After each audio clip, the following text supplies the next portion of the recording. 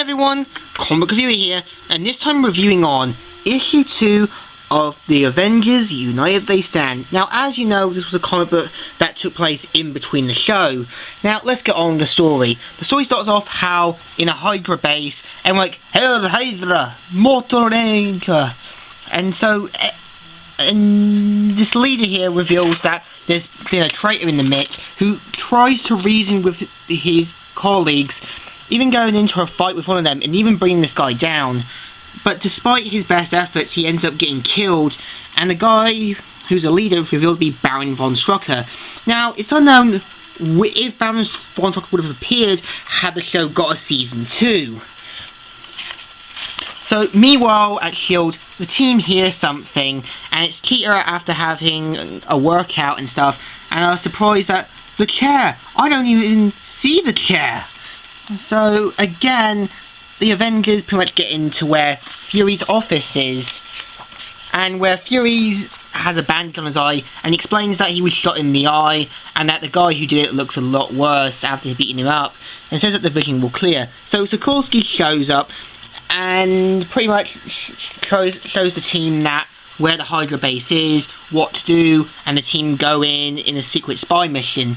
Meanwhile, a young redhead girl gives Baron von Strucker data they need, and all that. So the Avengers getting ready for their high-tech action, even like after destroying a few Hydra stuff, they shut down security, even taking some of the costumes, where the young redhead girl is revealed to be Black Widow. Now, it's unknown if Black Widow would have showed up in a season 2 or not. So the team get off ready to take on Baron von Strucker, and they found out they've been had, and even Baron von Strucker has prepared for this. And so they take on Baron Strucker's team, and so does the team get ready. And after taking down Baron von Strucker, Black Widow and Baron von Strucker get into a fight where they're about to launch off a nuclear missile, but Wonder Man shows up with his mighty strength and takes down the missile. And even Hawkeye tries to stop it, but he ends up getting the fright of a lifetime. So pretty much Scarlet Witch and Hank have to shut it down.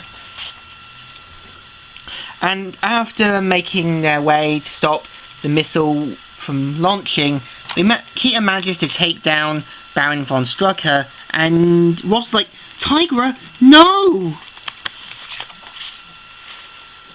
And they're like, Hank, come quick, Tiger's losing it. So after trying to reason with Tiger, saying, that's enough, Tigra, you're out of control, you're killing him, he's already dead! So after stopping the missile, and he says, I don't kill people, Janet. I'm a Avenger, remember? So, after stopping the missile, the team, the S.H.I.E.L.D. agents show up going, oh yeah! And even Hawkeye gets a kiss from Black Widow. So, meanwhile, after the battle, Fury shows up in the hospital, pleasing the ladies, and pretty much talks with Janet and that. And Sikorsky's there as well, after saying, without his explanation, he wasn't the strong one to get out of bed. He's quite mobilized. Where, albeit feeding him an odd chemical and vitamin soup, he became impending on, or he'll die. So pretty much this has Baron von Strucker looking at the last few moments of his life, thinking of what he's going to do next. Now, again, like I said before my last review, you can tell that the people who worked on the show really wanted to put a lot of faith on this show, which is kind of a fool's gambit. And we've also got the voice actresses Linda Ballantine and Rob Wilson, the voices for Hank and Janet, for the role. Now, this was back when they were in their 30s or so. Now, they do other voice roles in Canadian shows.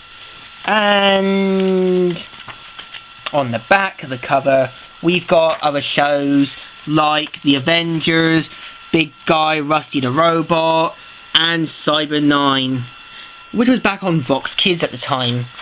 Now, the issue is pretty good actually. Despite it being the Avengers United They Stand, this issue does pretty well. And you know what I think? It deserves a good thumbs up. Not as bad, but still good. So, Comic Reviewer here, signing out.